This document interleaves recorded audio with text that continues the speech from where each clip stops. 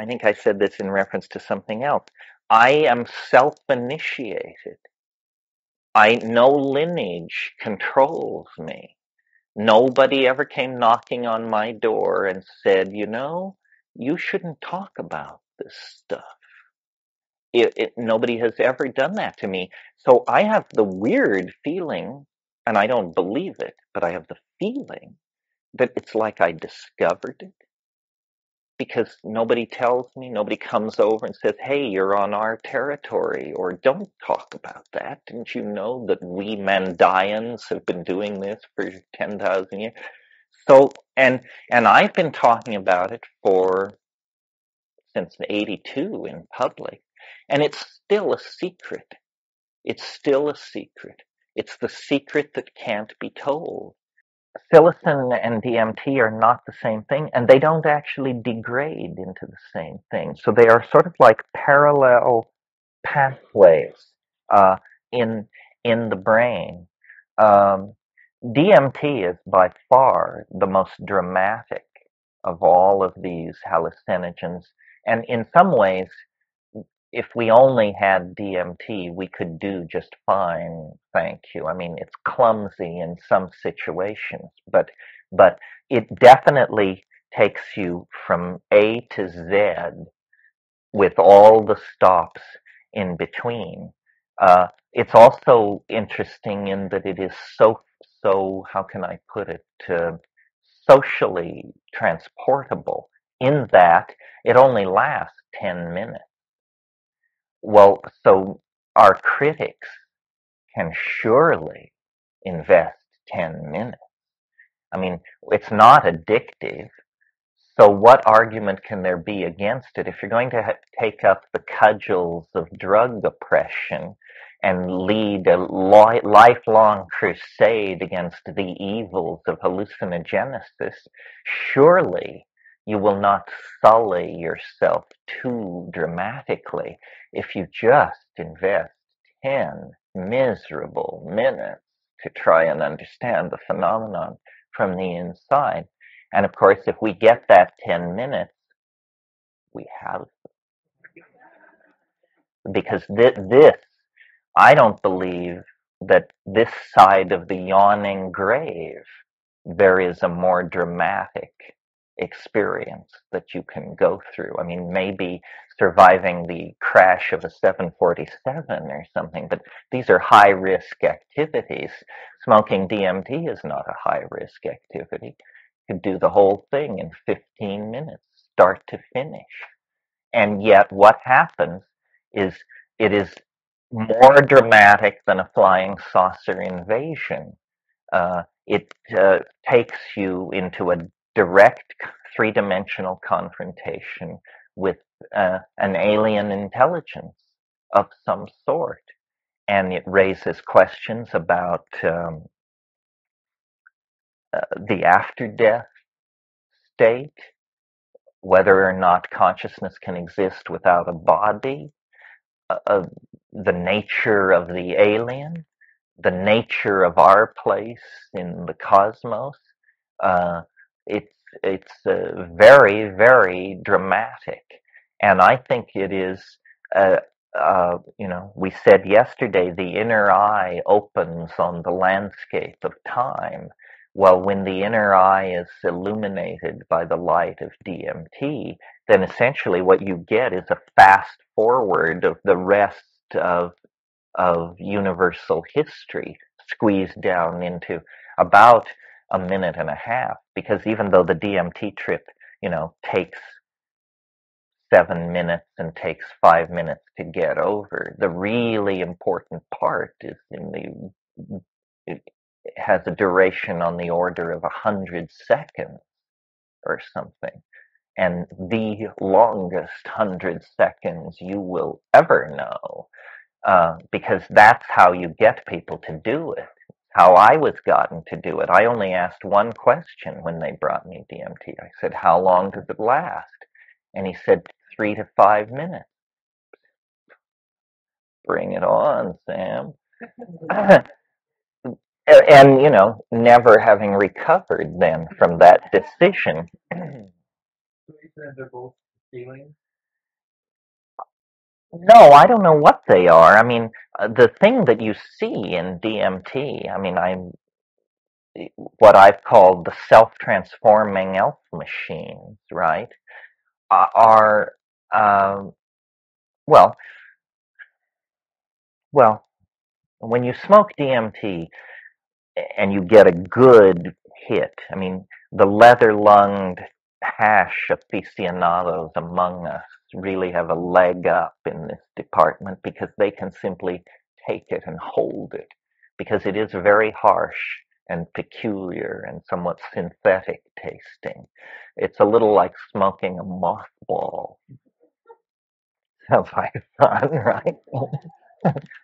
But what happens to me is I am propelled through a series of tunnels, fluxing tubes like things that are very brightly colored, and there's a kind of a sense of tumbling that is an initial discontinuity once I get beyond this swirling mandalic form that seems very typical that people call the chrysanthemum.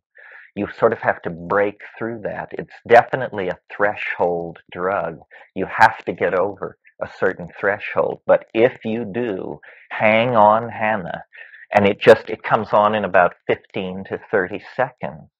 And you're propelled down this fluctuating colored tube and your body feels strange, anesthetized, something. It's very hard to put your finger on it. And then I burst into a space where there is immediately a roar of welcome. And I'm in this domed, uh, indirectly lit, comfortable place with ceilings not much higher than this and the walls pushed a little bit further out. And somehow there's an intuition that is unmistakable that this is underground, that we're far underground. Why? I don't know, but you know that you're underground.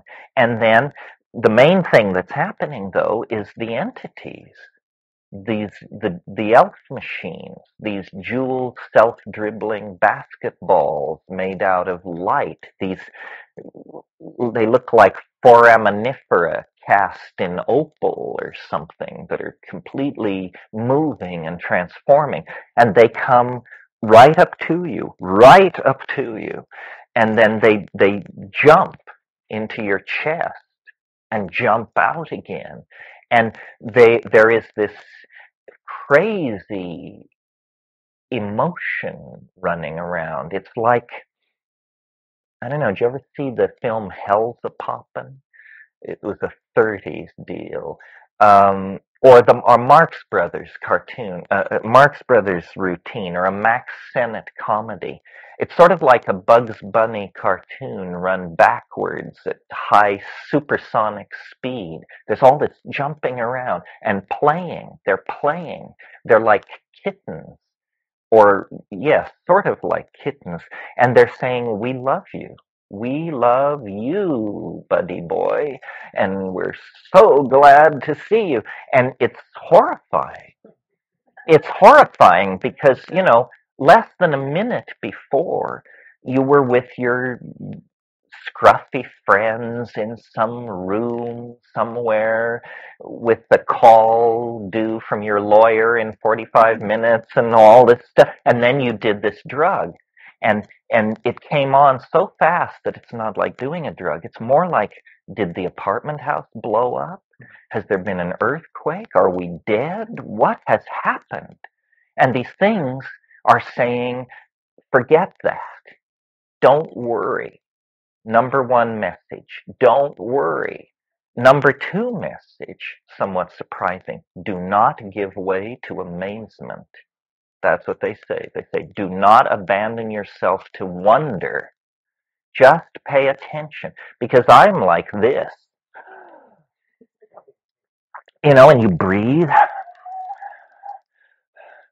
and look around and it doesn't go away. It's stable, and you think, oh God.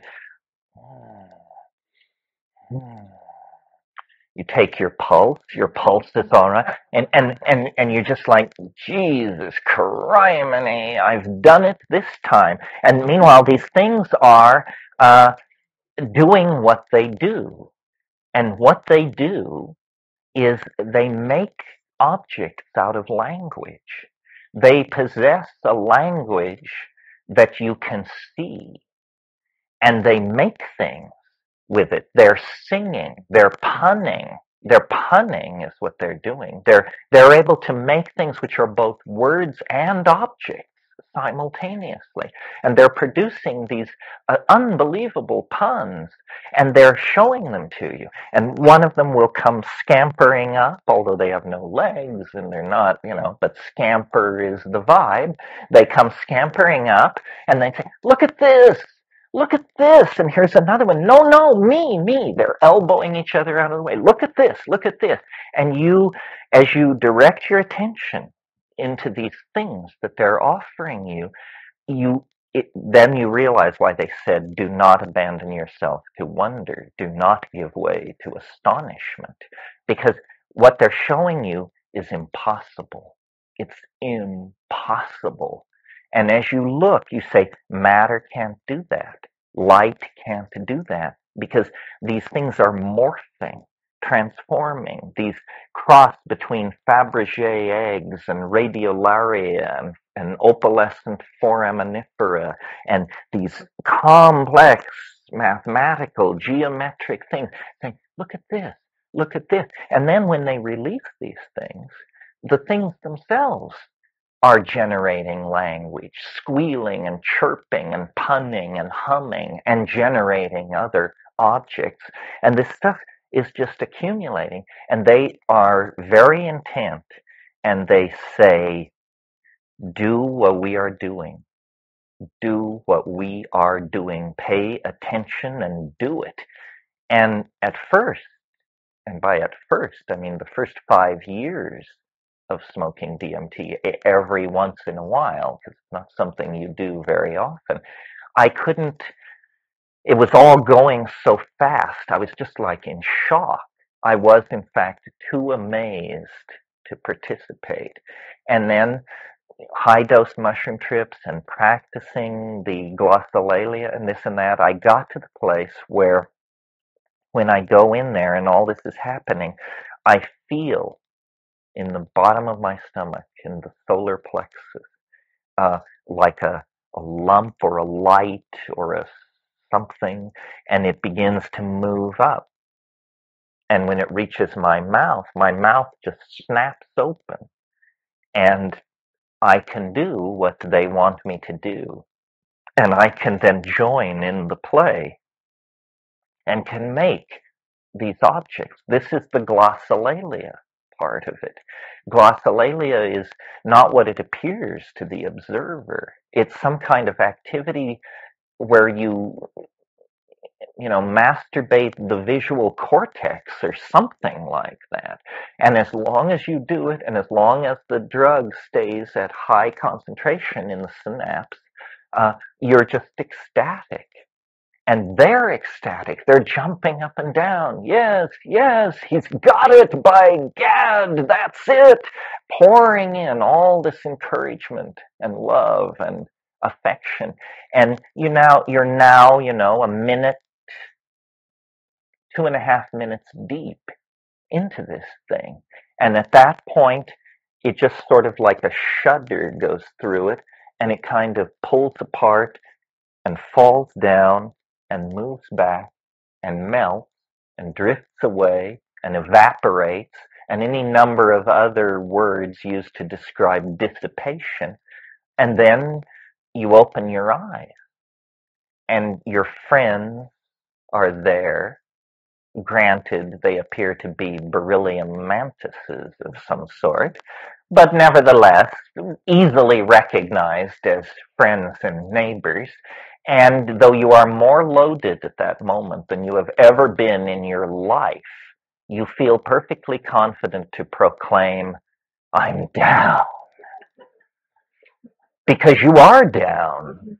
Because compared to where you were 20 seconds earlier, the fact that your friends look like polished mantids and all the rest of it is utterly mundane and trivial and gives you no problem at all. You just say, thank God I'm back in the real world. And then over the course of the next 3 minutes, it just goes away. Do your friends convert that they have the same experience? A lot of people have the experience. It is put through many filters, and people always ask this. And I think two things are critical here. Dose, and I'm a lifelong hash smoker, and I can take an enormous hit of hash and hold it. There isn't a cilia left in my entire lung system. That's important. And then the other thing is, I think it's this veil thing. How much can you stand?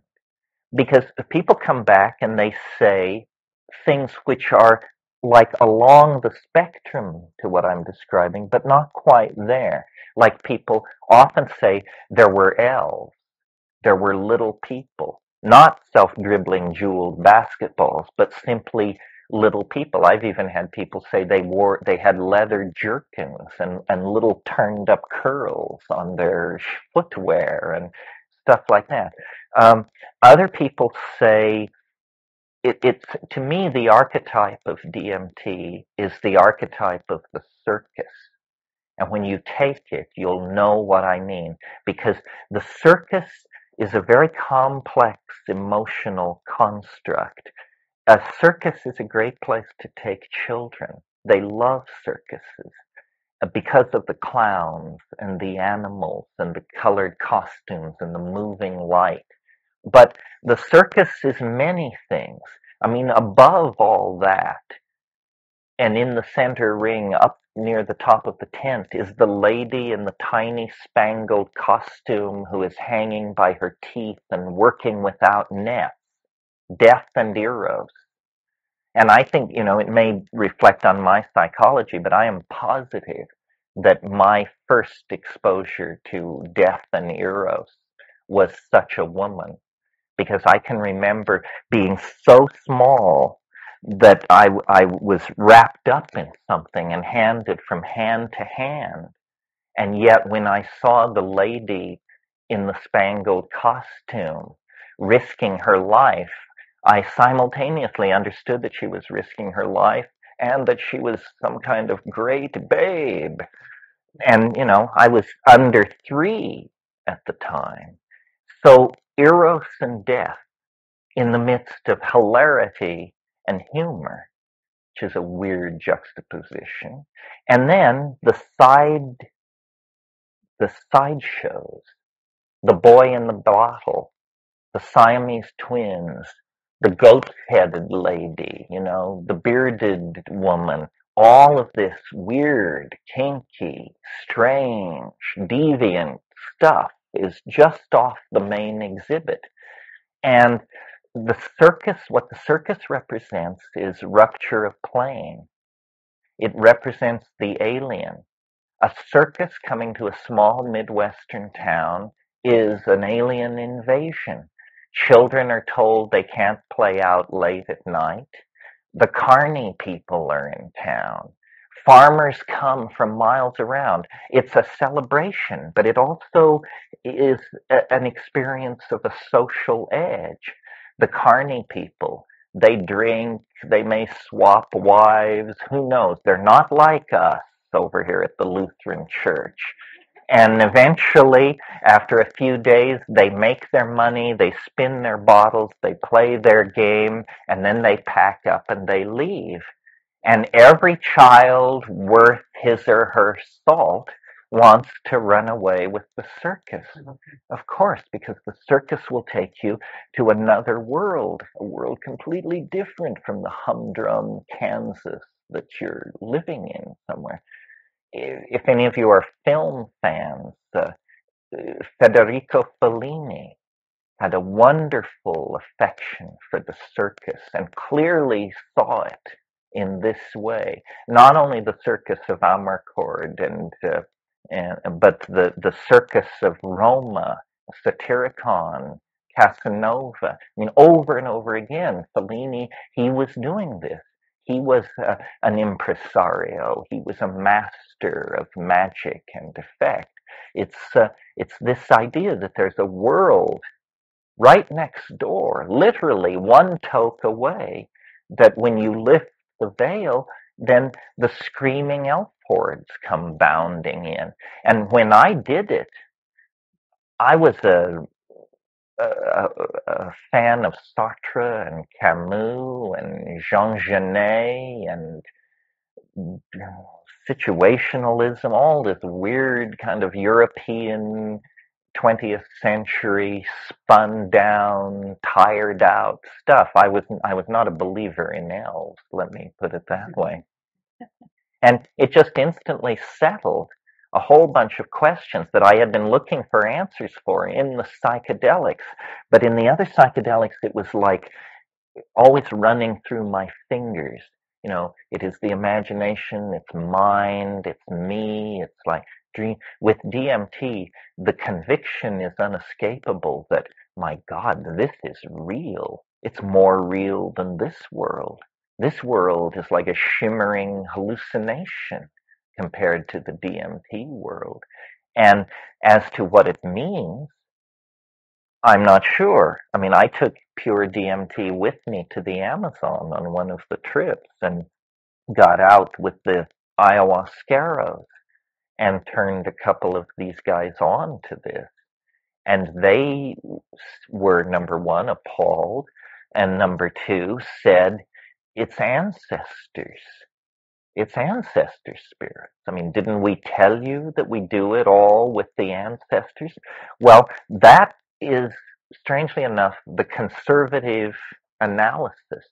Because look at what you've got. You've got some kind of intelligent entity, not made of matter, made of light, able to communicate with English speaking human beings, sort of, meaning with this visual language. Well, so it's either, if we put aside the figment of your imagination theory, which seems a little pallid at this point, then it's either an extraterrestrial, a true extraterrestrial, and that's possible. I mean, think about it for a moment. If you were an extraterrestrial of great sophistication and skill and technological power, and you wanted to contact and interact with human beings without alarming them or setting off a historical crisis on their planet, how would you do it? I think you would hide yourself inside an intoxication. Because as we know, if you meet somebody and they tell you they were drinking heavily last night and they saw pink elephants, only a mad person calls the zoo to find out if any elephants have escaped. That's ridiculous. No, we don't take seriously reports of pink elephants because they are associated with intoxication. Well, if you wanted to disguise and hide yourself in the detritus of this world in a place humans would never ever take you seriously, then just slip in between the pink elephant and the something else in an intoxication. So that's one possibility.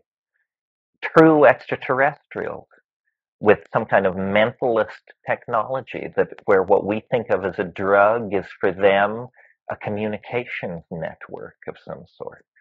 Or it could be a parallel continuum of some sort, not exactly made of matter. But how weird that the way you get from this world to that world is by using a drug.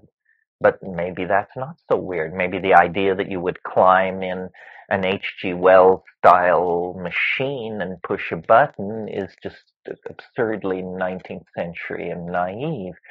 Uh, but the more conservative position, since we've never discovered extraterrestrials or dwellers in parallel continuums, and since these things, they are alien and yet not alien. They are alien and yet the alienness is pervaded with a real sense of familiarity. So I think that what they are is souls. And this is what the shamans in the Amazon said they were. They're souls. and that what we're seeing is an ecology of souls. And, it took me the first 16 years of my life to fight my way free of the Roman Catholic Church. And I'm appalled that life's intellectual adventure has brought me back to the point where we have to talk about souls. But hey, once you've been there, once you've been swarmed by a mess of them, your view on this subject changes. And I think it's very interesting news. I don't know. Well, it's like it's like dying, sort of. And I, at one point, had an opportunity to turn on a Tibetan monk to these things, a Tibetan lama, not a Budweiser lama, not one of those people, a real lama. And he's since died. He was ancient then. In fact, I was afraid it might kill him, but he said it didn't matter. But he said, after it was all over, he said, those are the lesser lights. He said, you cannot go deeper into the bardo and return. He said, if you go deeper into the bardo than this, you will sever your connection to the body. And, and so essentially what he was saying was it's a near-death experience. But it's a lot weirder than the near-death experiences being popularized on daytime TV and in the New Age press, which are all about welcoming relatives, holding out their arms and beckoning. This is not welcoming relatives we're talking about here. I think they are souls, but I don't think it's Aunt Minnie and Uncle Ned. I don't think it works quite like that. One of the very weird things about the DMT place that I go, and I've done it many, many times in order to build up an image of what it is, and the image that comes to me is that I've already mentioned this thing about how it always reveals itself through veils. It never shows you what the real action is. The vibe of this place that I go on DMT is it's a playpen, is what it is. And these self-transforming elf machines that we're going into such an ontological swivet about are nothing more than toys, is what they are. They are designed to amaze and amuse me, someone with a very deep insight into human psychology created these things, and they're nothing more than the equivalent of taking plastic shapes strung on a string and hanging them over a bassinet so that an infant can begin to bat at them and coordinate eye, hand, distance, this sort of thing. The feeling is not only of a playpen, but of a maternity ward, that you're being born. And you're being born, and there's a lot of, what ayahuasqueros call little doctors, is what they call the things they see on ayahuasca. There are a lot of little doctors in this weird underground space, and they're waiting for you. And because you only stay 2 minutes, it doesn't get too out of hand, because what can happen in 2 minutes? Not you see, you look around, they show you some toys, they tell you you're a fine fellow, they tell you not to worry, and the interview is over. But what if there was no going back? Well, then you're just there. You're a little swaddling, and you're there. And presumably beyond the confines of that room is a world as different from that room as this world is different from the general maternity ward at Kaiser Hospital. And then you go with them into that place. That's what it feels like. And I don't know what it means. What does it mean, Mr. Natural? I don't know what it means. It don't mean shit. That was Mr. Natural's answer to the question, you recall. It seems as though it should be a secret. And in a sense, it is a secret in that, it isn't the world's largest religion is not DMT smoking. Uh, I, I, I think I said this in reference to something else. I am self-initiated. No lineage controls me. Nobody ever came knocking on my door and said, you shouldn't talk about this stuff. Nobody has ever done that to me.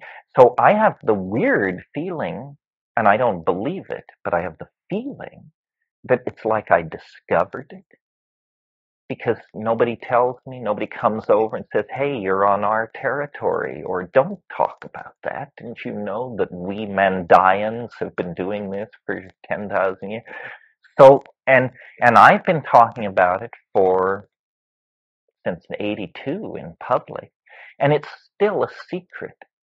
It's still a secret. It's the secret that can't be told. And I'm fascinated by you people because it is your fate, and I have no idea why, to come at least this far. I mean, maybe some of you have smoked DMT, but probably most of you haven't. So it's your fate to come this far this morning to hear this. And you can forget it. You can disbelieve it. You can think that I am a screwball and disempower it that way. But as far as I can tell, and I have searched the attic of Western and Eastern civilization, been to a lot of weird places. Uh, as far as I can tell, this is it. This is the thing which we are raised to believe is impossible. They tell you there's no doorway out except the grave. And then they tell you it's no doorway out. But even if the grave is not a doorway out, even if the grave means dissolution into nonentity for all eternity, DMT is the way out. And it exists. It's common. It exists in many plants. If, as a society, we valued it, we could produce trainloads of the stuff. It's just a trivial, ordinary chemical of some sort. But what it does to the human mind is this civilization can't stand it. This civilization is based on a number of unquestioned premises, which in the light of DMT are seen to be not only false, preposterous. And I don't know where we go from here. I don't know if societies can be built on DMT. Maybe only individual lives can be built on DMT. Yeah. Well, actually, this is a funny thing. Why isn't more of it made? There's a lot of LSD around. LSD is hard as hell to make. You have to be good. You have to be very good. DMT is a second year organic chem, final exam kind of deal. It's at that level of difficulty. And yet, wherever it is, it's precious. It's never met with in large amounts. And it doesn't seem to behave like an ordinary substance. You would think something with this amount of hype behind it would make somebody rich. Somebody would say, well, by God, I'm going to make 500 kilos of that and spread it from Singapore to, wherever and make a killing. It's never like that. If you find somebody who has some, they have a tiny amount. And I should make the final point, I suppose. This is not something completely alien. The chemical I'm now talking about. The experience is plenty alien. The chemical occurs in your own body. It occurs in the human body, in the human brain. No one knows what it's doing there. But I think that dreams, because the DMT actually not only occurs in the human brain, but it occurs in higher and higher concentrations as you ascend the primate phylogeny, the phyllate primogeny. Uh, and I think that the chemistry of dreaming must be run on DMT, and for several reasons. The first one is there is only one thing on earth that ends like a DMT trip, and that's an interrupted dream. You know how you can be dreaming and you're in Paris and you've finally gotten the car and you've met the friend and now you're headed for and it's this kind of crazy stuff. And then the alarm clock rings and literally before your feet hit the floor, it's gone. You know, you can almost feel it, it melts. It melts. Dreams melt in the same way that DMT melts away. And very suggestive, the physiological concomitant to dreaming is what's called rapid eye movement. This has been known since the 50s. Well, the highest concentration of DMT in human cerebrospinal fluid occurs between 3 and 4:30 a.m. This is when the deep dreaming is going on as correlated to REM movement of the eyes. Well, when you dose somebody on DMT, and it's smoked, I guess I said that. When you dose somebody on DMT, they flop down and lie still if they're a good subject. Otherwise, they twitch and scream and try to run around. But you don't put up with that. You just sit on them. But a good somebody who knows how to take their medicine will just shut up and lie down. Well, then you look very carefully at them. Their eyes are closed and you can see about 30 seconds into the experience, their eyes begin to dart wildly under their closed eyelids. They are in REM sleep. And I'm sure that if you could put electrodes on people, you would see that the DMT triggers a plunge into REM. And that's where this takes place.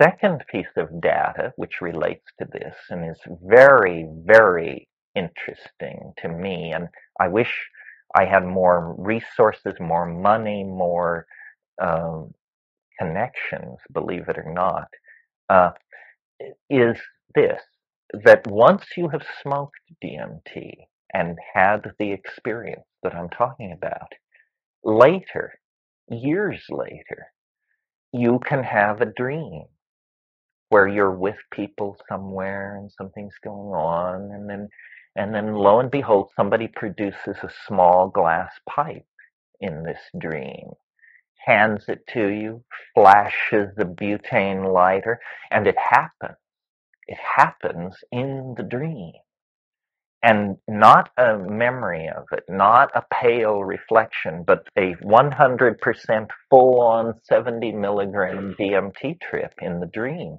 That means to me that we have the capacity for this all the time. And remember, this is the most powerful hallucinogen on this planet. And yet, apparently, our body chemistry is delicately enough balanced that this is not that far out of reach. And yet, people never have DMT trips when awake. If it happened to one person in 50,000, it would be a phenomenon known to us since the birth of Greek medicine. But people don't ever have that happen to them. Uh, so I think I talked to Rupert about this. His idea, which is possible certainly, he calls it a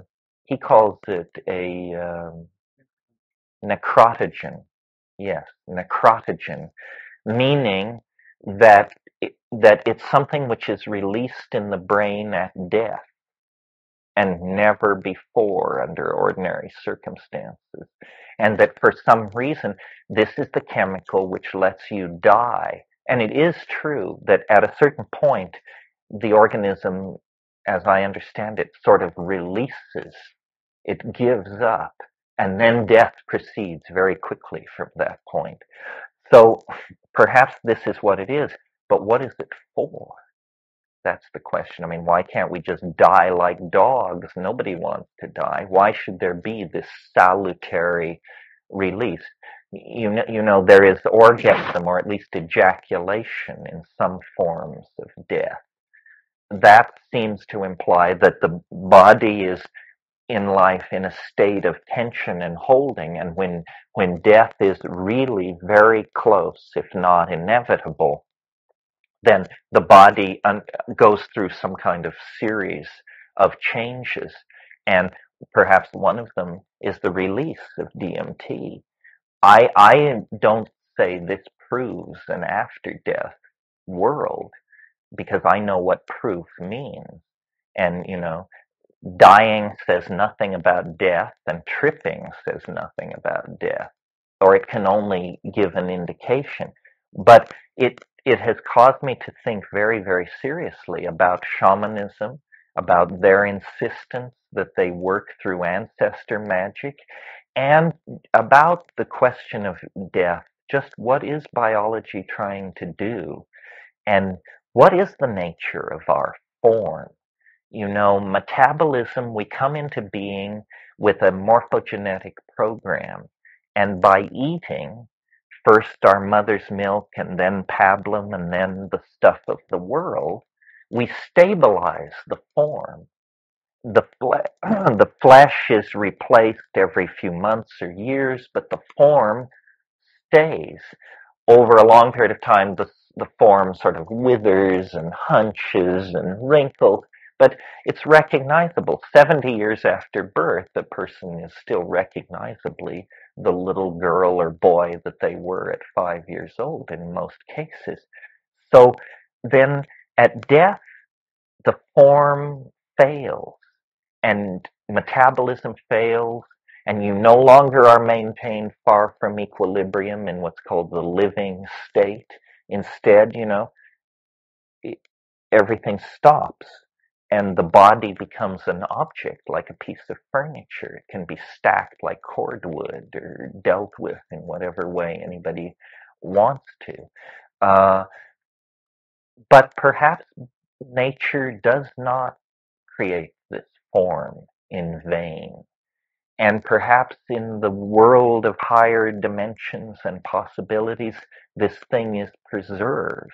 It is certainly a persistent intuition of many religions that what life is about is creating something called a vehicle, an after death vehicle, a body of light, a diamond body, uh, uh, uh, something which endures, and that at death is released into some kind of super space where it has an entirely other kind of existence about which we can know and say nothing. Uh, when you look at our past, it seems to support this idea to some degree, in that we all are here, and yet we came out of the bodies of women, and in a very mysterious process. I mean, it always seemed to me, people always said, what sex is about is the union of egg and sperm, and that's where people came from. Well, at age 8, I was not satisfied with that. I mean, they always wanted to talk about sex, but what I wanted to know was, but where do people really come from? I understand about how we get them downloaded into meat, but where are they? Where are they? I mean, where was I 1,000 years ago? Where was I 1,000,000 years ago? And you say, well, you didn't exist.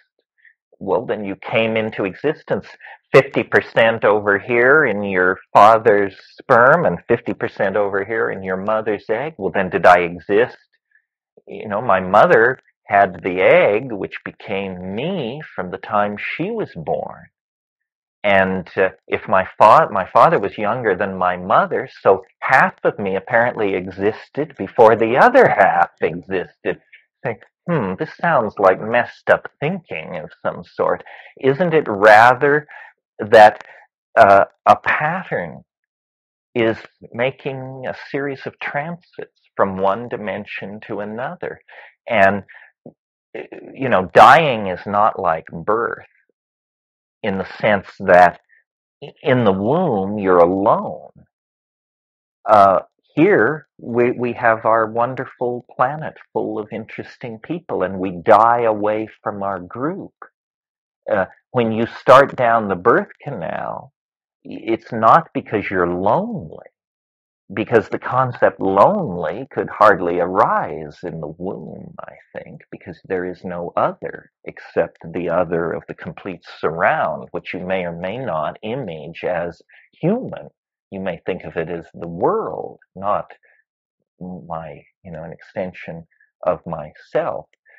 So, because I'm not the smartest person in the world, for sure, but I'm also not the stupidest person in the world. And I've been more or less around the block, the major religions, the major schools of transformation, the major themes and variations on sexuality. I'm like a normal person. And I tell you, from where I'm standing, it looks to me like the biggest news there is.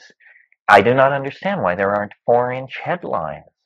Scientists announce discovery of hyperspace, nearby inhabited dimension confirmed by laboratories in England and Russia, or some crap like that. But it never happens. It seems to belong, it's not part of our official culture. It's not recognized, it's not sanctioned, it's not allowed. And, I have somehow found a unique kind of niche, but most people who talk like this don't get a chance to make a living. They're put in back wards and heavily sedated and kept from contact with the rest of people because it's madness. But it's not dysfunction. It doesn't, I know how to hold my fork, make a phone call, pay my bills. What kind of madness is it? It's just a minority opinion. It's not madness. But it's a minority opinion because it's a minority experience, for crying out loud. I mean, if everybody lived in Hawaii and you were an Arctic explorer and you insisted that part of the planet was covered with ice 5 miles thick and the sun stayed up 24 hours a day, they would just put you away. Turns out it's the fact of the matter. So this is a polar region of human experience that very few people have mapped or been to, and yet we don't have a full picture. I mean, I would like to know, what would Jean-Paul Sartre have said? What would Nietzsche have said? What would Wittgenstein have made of this? I mean, all these people based their lives and their professions on the datum of experience. Well, by God, here's a datum of experience. Put this in your pipe and smoke it, and we'll talk datum of experience. Yeah. I was wondering, through the history of your taking DMT, do you a sense of progression as like a state as you're maturing, so you go further and further with each experience? And how often can you take it? How often can you take it? You can take it every 24 hours. People people have an interesting relationship to it. A lot of, like, when you give it to someone who's never had it, they've usually been furiously hyped, so they're quaking in their boots. And if you can get over all that and actually get them to do a huge amount, often they come down literally begging for more. And I tend to resist giving them more because I've noticed that there seems to be a slight reflex, a slight tolerance. The second, the second flash, if you go into it immediately, is not as strong as the first. But that person who came out of it clawing and begging for it, 24 hours later, if you offer it to them, they may hesitate. They may even take a pass. because, as I've always said, it's the implications of it. And you don't get the implications together in the first 5 minutes. You say, my God, what was that? Well, and then you sit down under a tree somewhere by yourself and try to answer the question, what was that? And it makes your hair stand on end. Was I dead? Was I in the presence of extraterrestrial minds? Did that really go on? Was it really real? And so there's a kind of a reluctance to do it. It's like jumping off a cliff into cold water. You really have to screw your courage to the sticking point. And I don't know why that is, because every time I do it, I'm absolutely delighted. And I have immense resistance to it. And every time I do it, it's just like, yes, I remember. And they scream in greeting. I mean, they just turn out by the dozens. Say, here he is! Tremendous! You send so many, you come so rarely. Well, let's get on with the show! And then, the Fabergé eggs, the dance, the whole thing. Um, it's boundary dissolving is what it is, and we have a real aversion to that. When the boundary that's dissolved is serious, we have a real aversion to it. And the other thing about DMT that's fascinating that I should have mentioned, I suppose, is that we associate these drug experiences with slight alterations of our judgment. When you drink liquor, you become socially capable of taking risks that you wouldn't ordinarily take. I'm speaking of guys now. In other words, the liquor slightly changes your judgment about what is proper and what you can get away with and so forth and so on.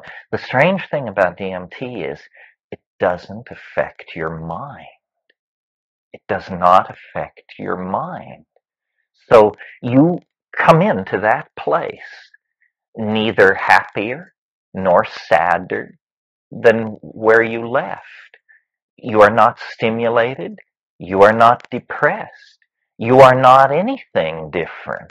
You are exactly the same person that you were.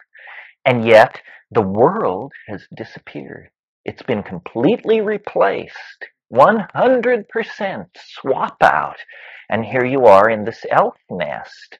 And if you were on ketamine and you were to wander into the elf nest, it would just be fine because everything is fine on ketamine. The first thing you notice when you do ketamine is that you've stopped worrying about the fact that you just did ketamine. That, it impairs your judgment, in other words. Or maybe it doesn't. Maybe it's appropriate to not worry on ketamine. But I like to keep my wits about me. And on DMT, you keep all your wits about you. It isn't about you. People say, well, I'm depressed. Should I do it? Or I just had a big fight with my girlfriend. Should I do it? What difference does it make? Who cares about you and your problems and where you, it's not like that, you know? It's what it is, and you can have it or not have it or whatever. It's very, very convincingly another place, and that's startling. I always close my eyes because it's I want to see inside. If you keep your eyes open, it's plenty peculiar. I mean, everything changes, and if you take a big enough hit, you can't tell whether your eyes are open or closed. That distinction seems trivial.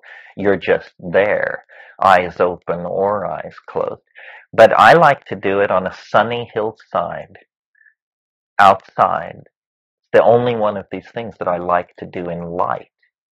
It'll work in darkness, but light is spectacular, you know. Just lie down on a sunny hillside, calm down, breathe deeply. If you've had to climb to get to where you are, breathe that all away. You want to be absolutely calm and still and I do it alone because I make strange noises and stuff, and I don't want to be interrupted, critiqued, helped, or any of that malarkey. Um, and then I just do it, and there's nothing like it on this planet. And the puzzle of it is there's nothing like it in human history. No secret society, no Gnostic cabal, no group of Talmudists or tantrics, I think, ever came near this.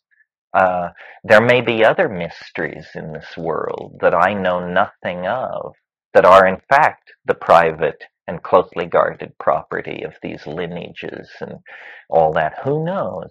But this was the Hope Diamond lying around unclaimed, just sitting on the surface.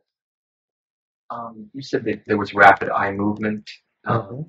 which sounded like it was almost like a level of sleep.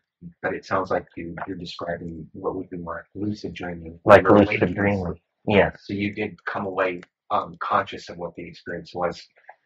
Well, you do, sort of, but like dreams, it's very hard to hang on to. You have to do DMT a fair number of times to build up any notion of it. It's very interesting.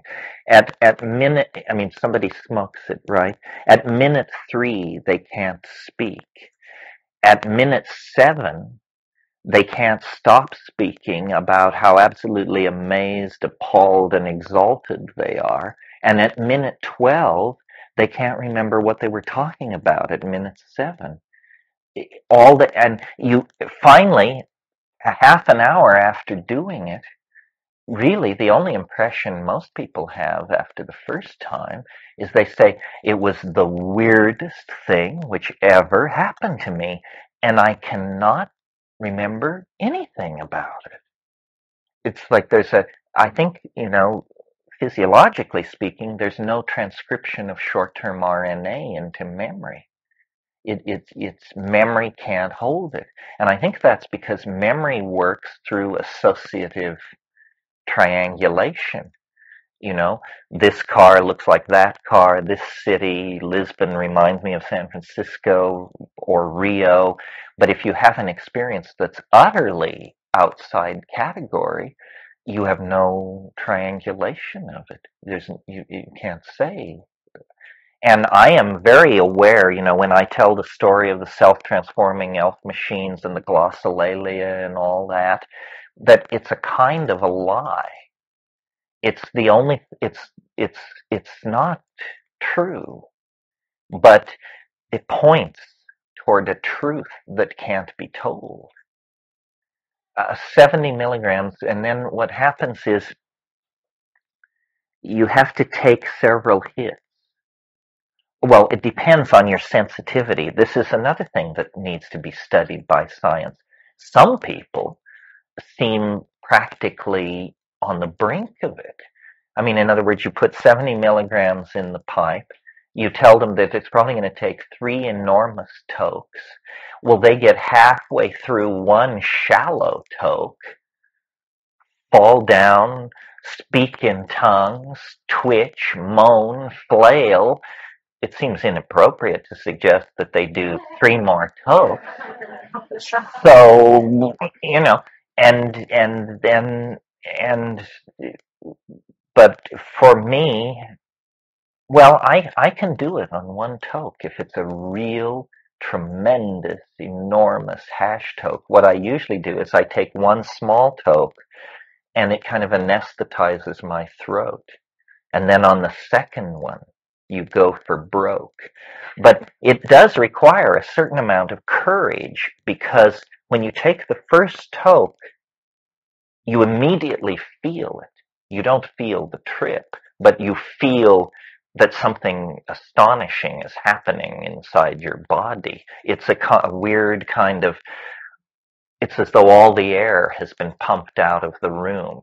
All edges jump forward in clarity. That's the visual acuity thing. But more than that, a kind of feeling of I guess it's anesthesia or something, but your body feels very, very different, and you still must do one more enormous toke.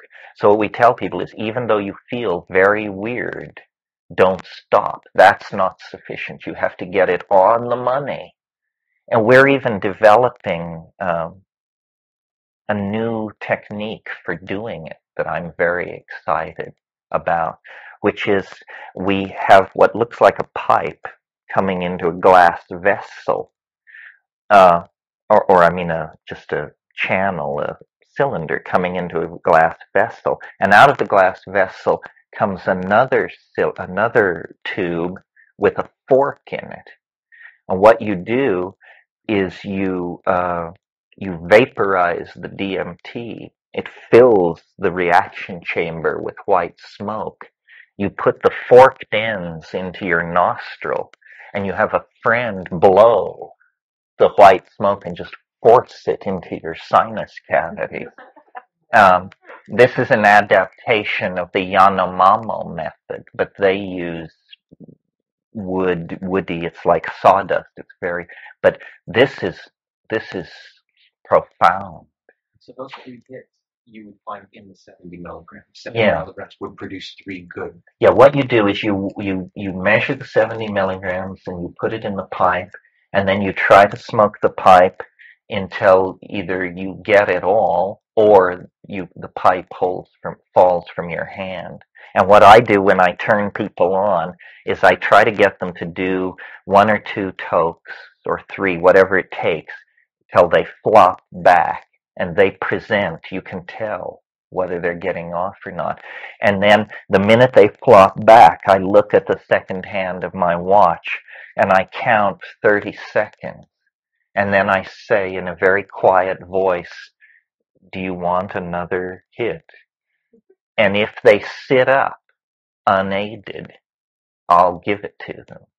If they can't sit up, then I figure no matter what they say, they're out of bounds. And sometimes it takes it. There is a resistance there, but when you punch through, it's pure high vacuum on the other side. It just sucks you right in. Doing it?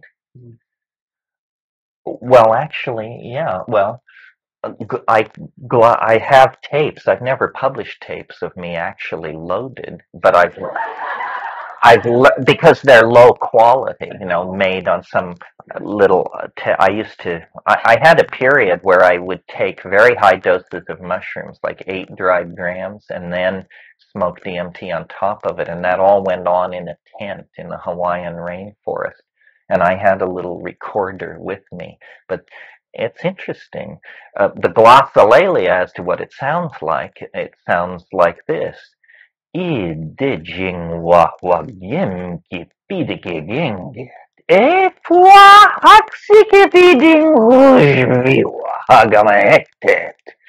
And somehow that syntactically structured but meaningless kind of vocalization becomes the basis of an ecstasy of some sort for some reason. And of course, what's happening in the DMT thing is there is a 3-dimensional accompaniment.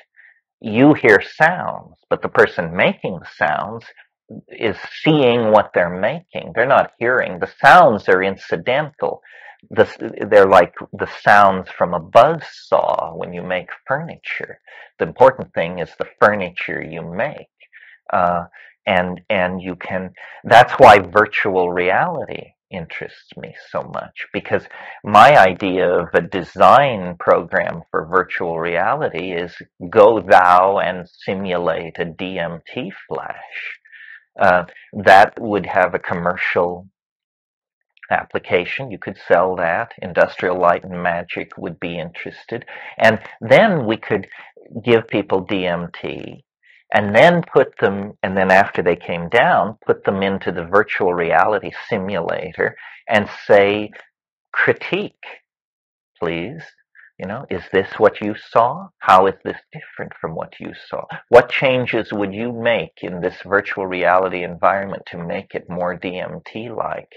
And I think this is the way to build consensus. I've always said that the purpose of these technologies is to show each other the inside of our own heads, dreams, but especially psychedelic drug states. And I think this is probably coming. I think that we will have, that in the future you may have psychedelic experiences, but they may not be your own.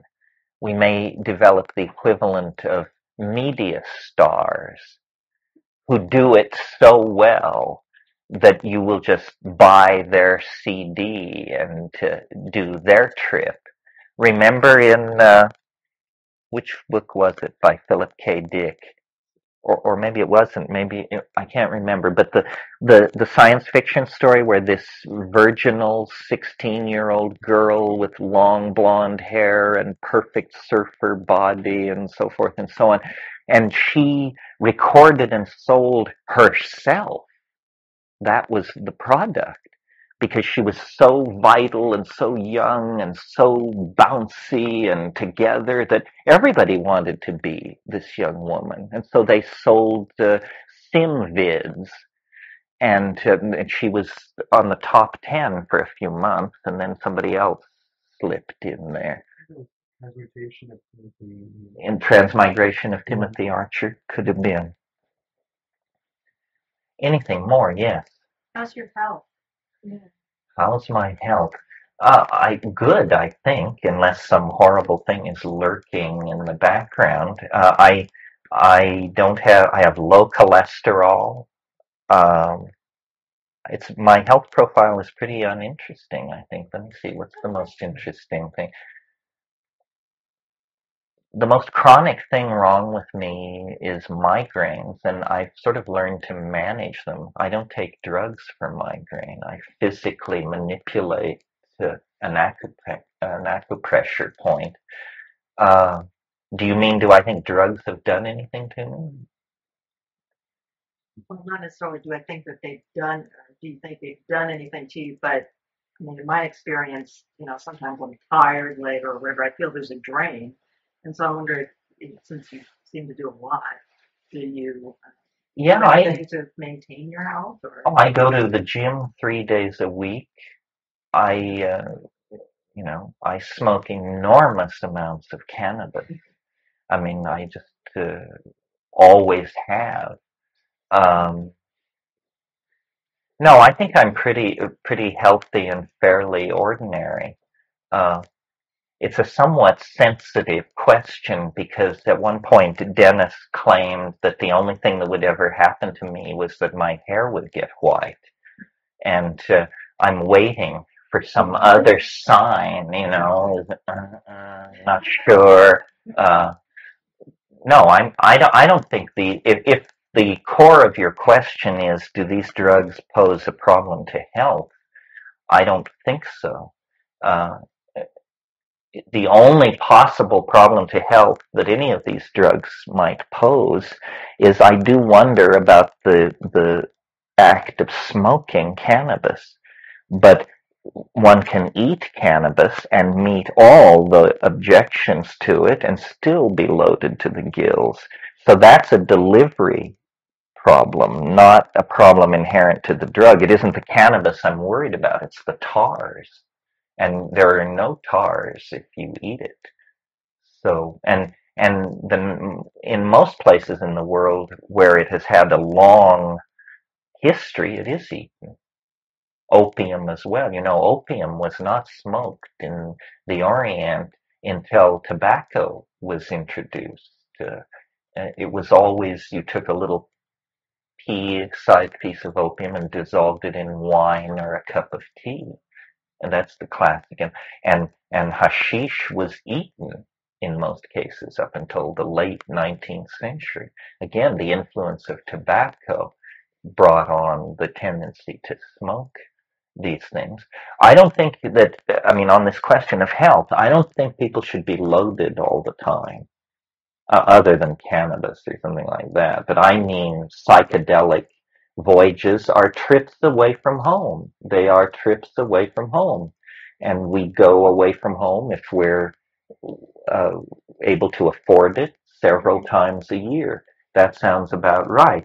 The other thing I'm no fan of, and I suppose I should say it and then let you go, is I do not believe, uh, as a rule, I mean, I would break the rule in some cases, but as a rule, I think it's bad to combine drugs. Uh, if very little is known about these drugs, 1,000 times less is known about what happens when you start combining things. And I know people who are really druggy. I mean, I know people who say, "Well, we got together last night and we smoked a little dope and then dropped some MDMA and somebody had some 5-MeO DMT and after that we used the ketamine to kind of mellow it out." Well, if you were to tell me that these people died of coronary thrombosis or stroke or anything else, I wouldn't be surprised. I mean, that's nuts to pile one drug upon another like that. I mean, and then they say, "Oh, well, how was it?" Say, "It was far out, man." Well, my God, I would certainly hope so. We're not likely to revisit that combination anytime soon, so I hope you took good notes. No, I think high doses of pure compounds, high doses, heroic doses. Find out the LD50 for the drugs you're interested in so that when you're in there, and your mind tells you, well, now you're going to die, you can at least have a dialogue with it about how that's impossible because you only took 1/200th of the lethally effective dose. If you don't know what the lethal dose is and your mind starts telling you you're dying, you're just its creature to play with. Um, so it's very important to inform yourself of the pharmacology, the botany, the ethnomedical dimensions of these things, the physiological presentation of the state, the anecdotal accounts of what goes on, and then do it and do it right. Do it on an empty stomach, in darkness if that's indicated. And this whole thing about the guide, if you're not familiar with these things, you need a sitter. But a sitter is not a guide. A sitter is to call 911. And guides, anybody who tells you they're going to guide you, doesn't know the territory. Nobody can guide anybody else. They're just there to reassure. If I have a sitter, they're at least one room away and I have a little Tibetan gong or something, and they can pop their head in if I ring it. But I don't like being around people when I'm stoned, and I really don't like being around stoned people when I'm stoned. No, no, pot. It's like cold water. But the reason I don't like to be around people when I'm stoned and they're stoned is because I worry about them. If I take 5 grams of mushrooms and somebody else takes 5 grams of mushrooms and we're lying side by side in a darkened room, I'm worrying about them. I'm listening. Can I hear them breathing? Can I hear them breathing? Well, say I can't. Well, then, but maybe they are breathing. Well, but then if I bother them, maybe something really profound is happening to them. So then, and my mind just turns into a nattering moron of some sort out of worry for the other person and some weird sense of responsibility, usually because I'm the advocate, if not the provider. Um, so, take all this with a grain of salt, process it through your own filters, proclivities, eccentricities, and so forth and so on. And let's get together at 4. Thank you. Thank you. Yep.